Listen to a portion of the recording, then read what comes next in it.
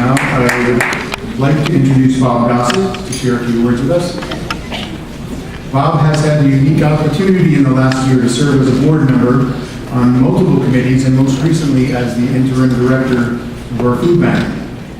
Bob's acute attention to detail and passion to take a deep dive into ensuring that we always have proper amounts of insurance, and he has an insurance background, is only surpassed by his profound love for his church and its people. He is thoughtful, deliberate, and a considerate servant leader. And we've been blessed organizationally to have been able to have the opportunity to work with him at so many different levels. Bob, if you can come up now.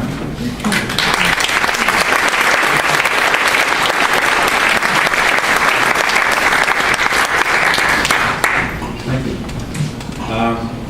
I've given many speeches in my life, but I've never been the opening act for a bishop of Manchester. 3 years ago, this month, Jamie and I were at an orientation with Donna Sitek for joining the board. And at that meeting, Donna emphasized a couple things. One was, because I came from other board experience, she said, Catholic Charities is unique. It's not just one thing, like it was on the Moore Center, focusing on kids with disabilities and acquired brain disorders, or JDRF with diabetes. She said, Catholic Charities has a whole gamut of things. If you're not familiar with it, Bob, you're going to learn how many different things that they're involved in on the social services side and in healthcare. Good advice. And she said, focus on the people that are doing the work, what they're focusing on. Watch them from the board level. But then she cautioned, she said, the second thing is make sure that you steer, don't row. The board steers. The people do the work. Good advice. Through the next 3 years, in my board perspective, I was exposed to a great many different things that had quite an impact on me. We went to Ward, we went to Mount Carmel, and I learned more about how we administer to the people at those locations. It was a learning experience, and we tried to contribute from a board level to the success of the people that they were impacting. We listened at a board meeting to an individual named Allah, and I can't possibly pronounce his last name, who told us about the horrors of the country that he lived in the Middle East, and the impact it was having on him as he was trying to pursue naturalization here in the United States. Incredibly moving story. We visited St. Charles, and we listened to Sister Mary Agnes give an incredible talk about the people and the children, that she impacts every day. Again, an experience that I'll never forget, truly never forget. Always talking about the people that these programs are impacting. When we give Mass talks, we use examples to have the people at the parish understand the impact we're having and what we're trying to do to impact whatever individuals we use as an example. I'm on the program review committee of the board. At that committee, we look at all of the programs that are currently underway, and we try to evaluate the impact and the efficiency of dealing with the people on immigration, or in healthcare, or in food bank. And each one of them, we try to do the best job we can of giving them guidance and steering to the best success and best outcome possible. I think, though, that Donna missed a little something in the message.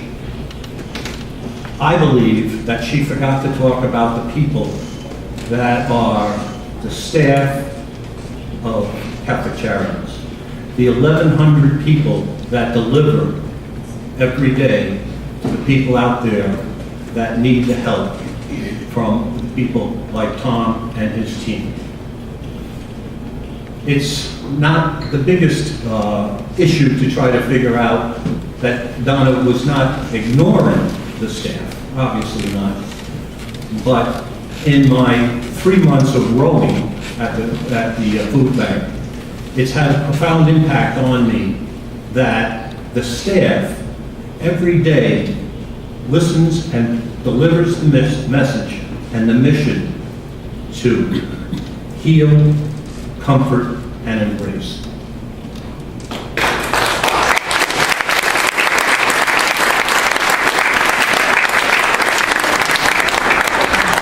So now as I think back in that context, I think back to going to Mount Carmel and to the ward, and I think about the staff, how committed they are to the delivery of that mission. I think about Kathy and her team and Allah and the impact they had on his pathway in the United States. I think back to an incredible speech I heard by Tony, I'm not going to pronounce his name correctly, Poker, that anybody in that room that heard that message, I'm sure, will never forget it. And he was talking about the impact of the staff and his experience as a member of Catholic Charities. Again, being in the food bank for this last 3 months, I'll share a quick an example of what I'm trying to communicate, perhaps not so effectively. We have these things called mobile food pantries, and we visited Rochester, New Hampshire, on a particularly hot, steamy July day. And when we arrived in the truck with all of our food goods to distribute, the line was from here to, I can't tell you how far. And in the course of the line, up came a family, mother and 2 kids that you could tell they were in need of what we were about to provide for them. The mother, and with the 2 kids, she couldn't pick up the box that has 8 days worth of food in it, the 10 pounds of potatoes, and the 2 dozen eggs. And the driver of the truck, named John, came out of like nowhere, picked up this stuff, and asked where she lived. She didn't have a car, and off they went. Well, all of a sudden he comes back a few minutes later, I'm not sure how long later, and in my capacity I wanted to go up and shake his hand and say, job well done, thanks a lot. He looked at me, that's what we do. I'll never forget it. The common denominator in my experience at Catholic Charities is the dedication and the loyalty and the commitment of the staff. This is one person saying thank you to them. Thank you very much.